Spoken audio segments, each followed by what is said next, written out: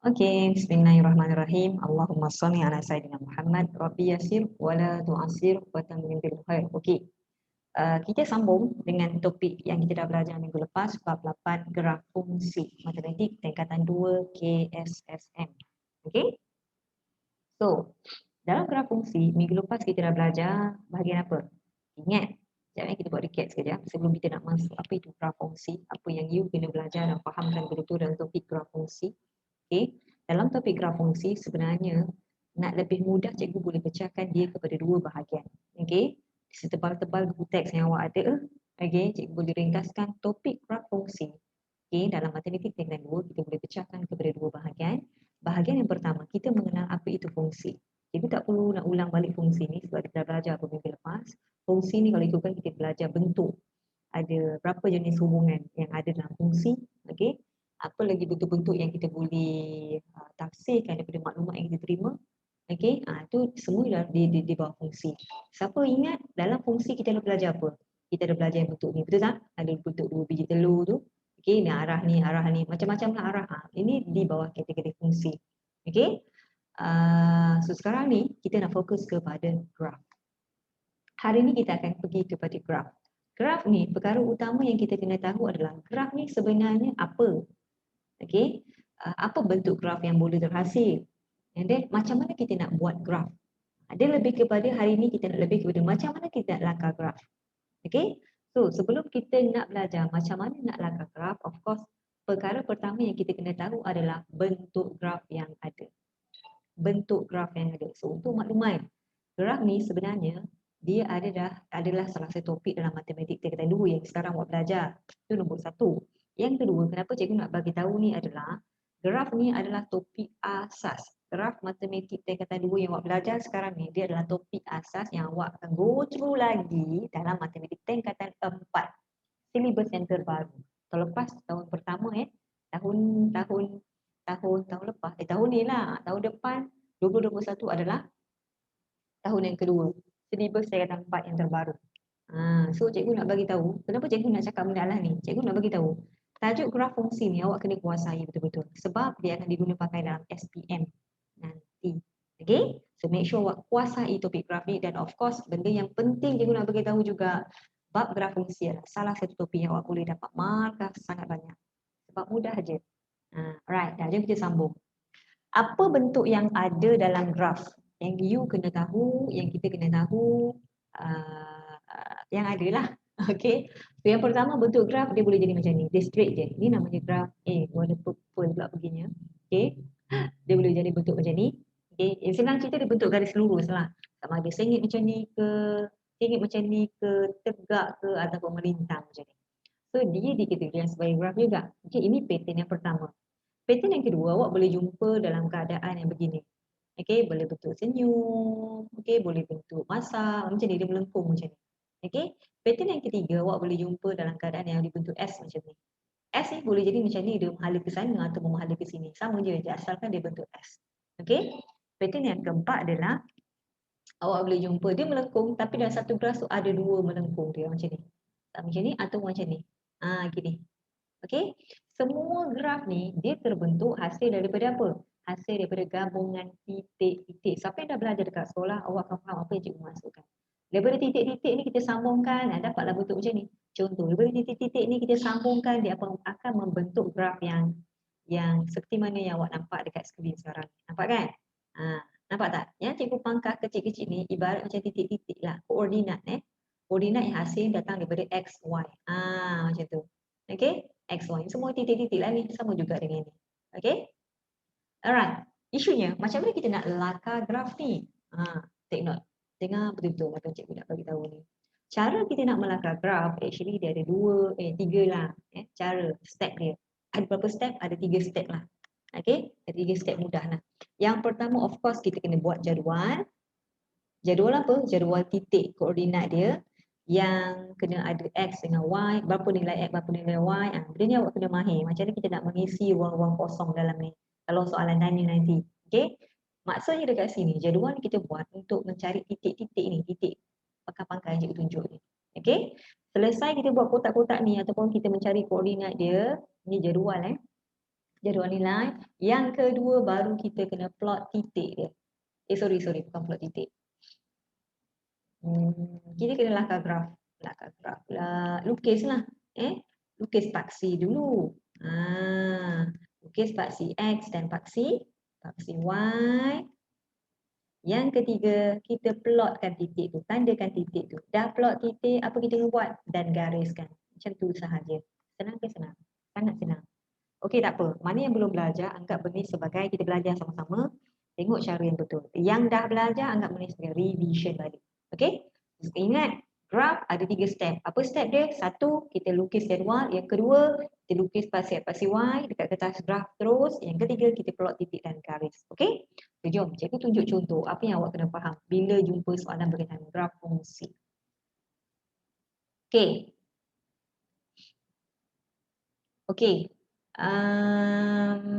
So ini adalah contoh soalan yang cikgu ambil daripada buku teks sebenarnya, muka surat 152. Awak nak buka boleh, tak buka pun tak apa. Sebab soalannya sama saja. Okey, apa jadi bila kita dapat soalan ni? Apa yang kita kena buat? Apa cara kita kena jawab bila jumpa soalan ni? Okey kelas. Bismillahirrahmanirrahim. Kita tengok bina satu jadual fungsi. Dia minta kita buat satu jadual nilai. Okey, bagi fungsi apa? Fungsi yang ini. Dia bagi tahu dah ni. Y sama dengan 5 tolak X, bagi nilai X × 2, 101. Of course, bila dia bagi tahu kita jadual nilai, terus letak dalam kepala, okey aku tahu jadual tu mesti petak-petak macam ni, ada X, ada Y. Itu sahaja. Okey? Faham sangat ni? Alright. So now jom kita lukis betul-betul jadual tu. Let's say ini adalah jadual dia. Sekejap Let's say ini adalah jadual dia. Okay. And then belahkan dia 2. Of course, kenapa? Sebab kita nak cari nilai X, nilai Y. Saya ingat ya. Nilai X, nilai Y. Cuba tengok X ni ada berapa nilai dia. X tu ada berapa nilai dia kelas? Ada 1, 2, 3, 4. Bila ada 4 bermakna pala yang kita kena buat ni pun 4 juga. Faham sangat ni? Okay.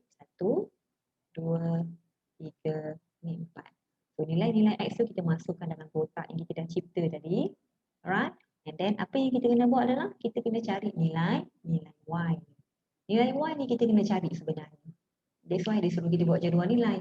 Jadual nilai ni kena pastikan dia ada apa? Okey. Macam mana kita nak cari nilai Y daripada persamaan Y sama dengan 5 tolak X ni? Okey, senang je. Daripada persamaan tu, kita kena isikan X. Nilai X yang dia dah bagi. Y sama dengan 5 tolak X. Okay. So X memang dia dah bagi X ni dia dah bagi dah. X lah negatif 2. Maknanya X ni kat sini kita kena tukar dengan nilai yang dia dah bagi dekat kita. Right. So jadi macam mana? Y sama dengan 5 tolak X lah negatif 2. Hati-hati dekat sini. So siapa yang mahir pakai kalkulator, tekan kalkulator sebiji macam ni. Kalau tak mahir, buat satu-satu. Tolak, cuba tolak akan jadi positif atau tambah. So end up akan jadi berapa? 5 tambah 2 akan dapat 5 tambah 2 akan dapat 7. So end up jawapan dekat sini adalah 17. Okay, sama juga dekat sini. Kita akan pakai persamaan yang sama juga. Tapi kita kena gantikan dengan nilai X yang dia dah bagi. Semudah itu sahaja. Senang ke senang? Senang dia sepatutnya. Okay, so 5 tolak. Okay, selesaikan. Akan dapat berapa kelas? Akan dapat 6. So dekat sini akan dapat 6. Sama juga dekat sini. Ini kalau awak pantas, awak boleh congak terus sebenarnya. Tapi kalau tak pantas, belum pantas lagi sebab baru je belajar, of course awak kena buat congak macam ni. Boleh ke boleh? Alright, good job. So 5 tolak 0, end up awak dapat 5 juga. End up awak akan dapat 5. And then the last one, of course kena selesaikan yang ini. Y sama dengan 5 tolak X. Tukarkan kode nilai yang macam biasa kita dah tahu tadi. End up awak akan dapat 4. Macam ni sahaja. Okay? Macam ni kita nak buat jadual nilai untuk kita melakar graf. Cuma soalan ni dia suruh kita buat jadual nilai je. Dia tak complete soalan ni. Okay? Jom kita tengok soalan yang lain yang complete. Dia suruh kita lengkapkan jadual and then dia suruh kita lakar graf. Okay? Jom kita tengok.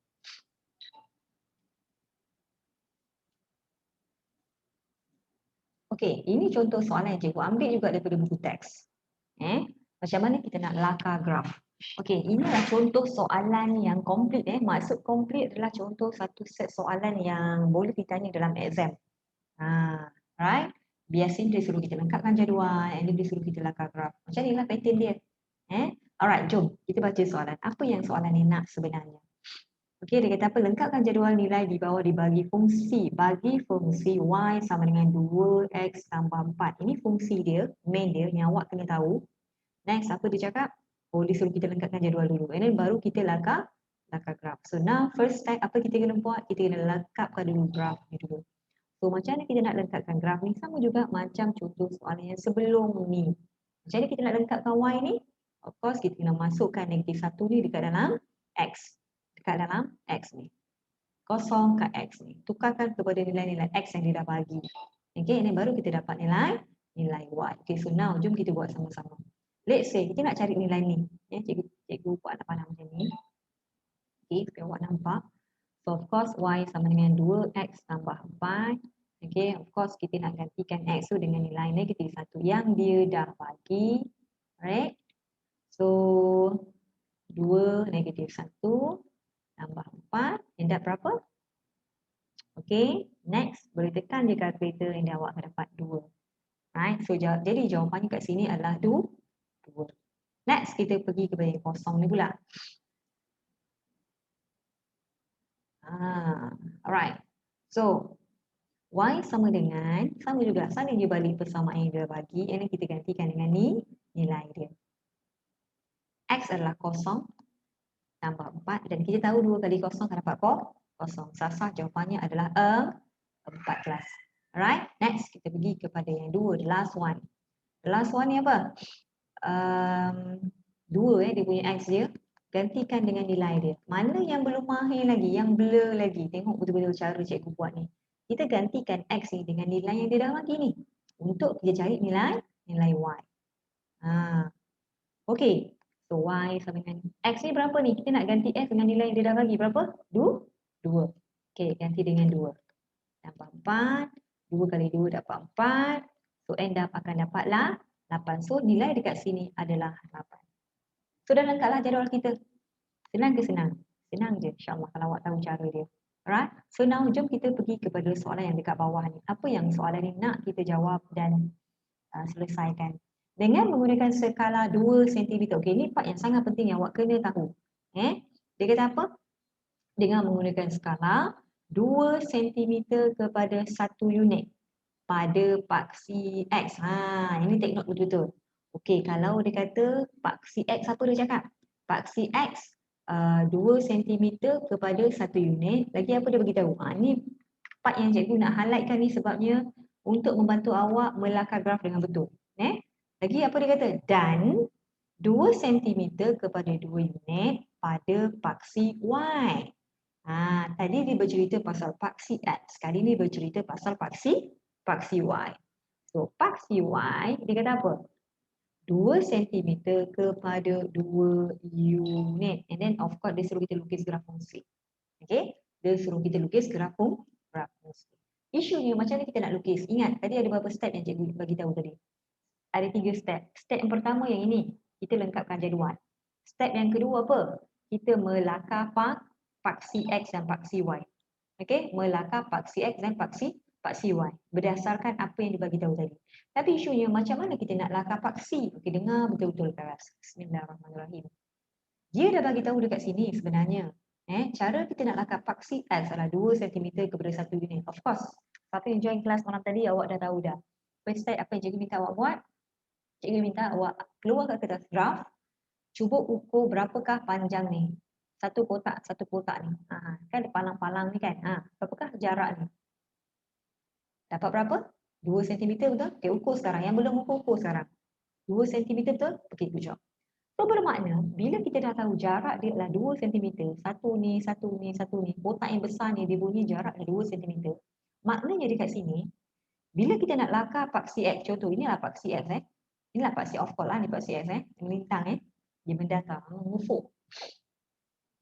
Bila kita nak letakkan dia punya bar ataupun selang kelas ini, dia mestilah selang berapa? Selang 1. Selang 1. Faham tak? Itu yang menunjukkan 2 cm kepada 1 unit. Let's say kalau kita letak nombor dia adalah 1 dekat sini, makanya sini mestilah 2, sini 3. Maksudnya selang dia ni mestilah selang 1. Itu makna dia. Okey? So dekat sini yang cikgu boleh bagi tahu awak, kalau boleh tak salin as a note awak, ni adalah selang dia. Berapa selang? Unit tu maksudnya berapa selang. Okey. Sama juga dengan kalau dia kata 2 cm kepada 2 unit.